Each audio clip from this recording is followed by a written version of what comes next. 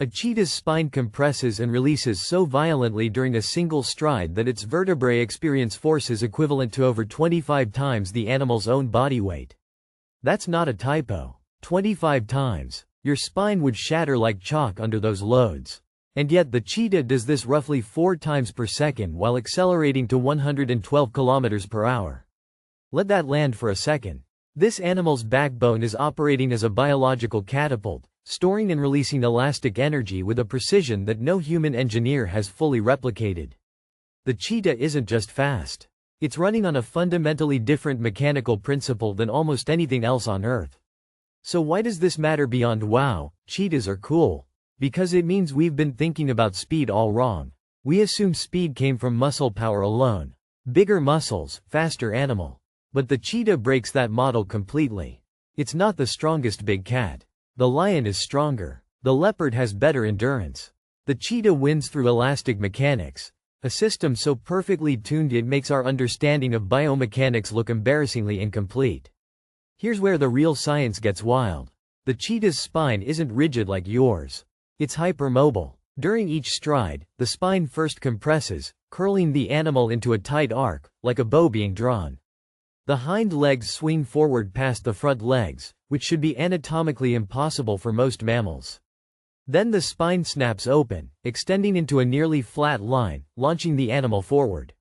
This single spinal flex adds roughly 7 meters to the cheetah's stride length. 7 meters. That's nearly 3 times the height of an average adult human, generated not by a muscle contraction but by a spring releasing. Think of it like a rubber band. You stretch a rubber band and you're storing potential energy in its molecular bonds. Release it and that stored energy converts almost instantly into kinetic energy. The cheetah's spine, ligaments, and tendons work exactly like that rubber band, except the energy storage and release happens in a fraction of a second, repeatedly, at a rate no mechanical spring we've built can match in terms of efficiency to weight ratio. Now here's the part that should genuinely disturb your sense of reality. The cheetah's lungs and diaphragm are mechanically linked to this spinal motion. When the spine compresses, the body cavity shrinks and the animal exhales. When the spine extends, the cavity expands and the animal inhales. The cheetah is literally breathing in rhythm with its spine's catapult motion. It's not choosing to breathe. The breath is a mechanical consequence of running. Speed and respiration are physically locked together. The faster it runs, the faster it breathes. It cannot separate the two. This is called locomotor respiratory coupling, and it's one of the most elegant and slightly unsettling pieces of biological engineering on this planet. If this just rewired how you see biology, subscribe right now. We cover the science that textbooks skip entirely, the stuff that makes you question everything you thought you understood. Now let's go deeper, because the spine flex is only part of the story. The cheetah's claws are semi-retractable, meaning they stay partially extended like cleats, giving constant grip without the cheetah having to consciously deploy them.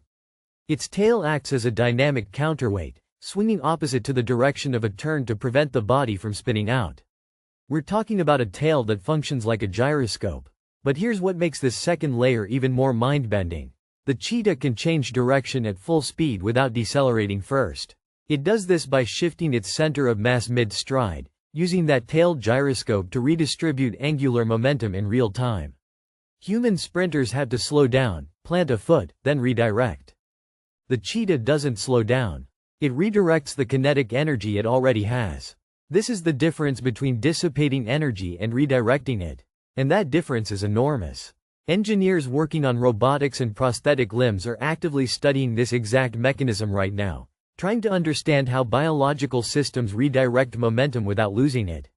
Here's the implication that should keep you up tonight. We've spent decades building machines that work like our own bodies, because our bodies were the most sophisticated mechanical system we had access to. Cars brake and then turn.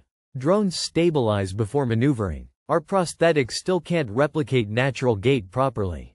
But the cheetah's mechanics suggest a completely different design philosophy. Don't dissipate energy to control motion, harvest and redirect it. Every moment of movement becomes an input into the next moment. Nothing is wasted. Imagine a prosthetic leg designed around cheetah spinal mechanics. Elastic energy stored during heel strike, released during toe off, breathing rhythm synced to gait cycle, Micro-adjustments in momentum handled by a counterweight system. We're not there yet, but the blueprint exists. It's been running across African savannas for millions of years, right in front of us. The deepest truth here is that evolution has already solved engineering problems we're just now learning to ask. The cheetah isn't a miracle. It's a proof of concept. Every bone, every tendon, every semi-retractable claw is a tested solution to a specific physical problem. And we're just beginning to read the instruction manual. The cheetah's spine is a catapult built from calcium and collagen. It runs on elastic potential energy. It breathes because it runs. It turns without braking. And it does all of this in a body weighing roughly 54 kilograms, less than most adult humans. If your brain is slightly melted right now, you're in the right place. Hit subscribe, because next time we're going to talk about another biological system that breaks the rules you thought were unbreakable. The universe is running experiments we haven't caught up to yet. Let's catch up together.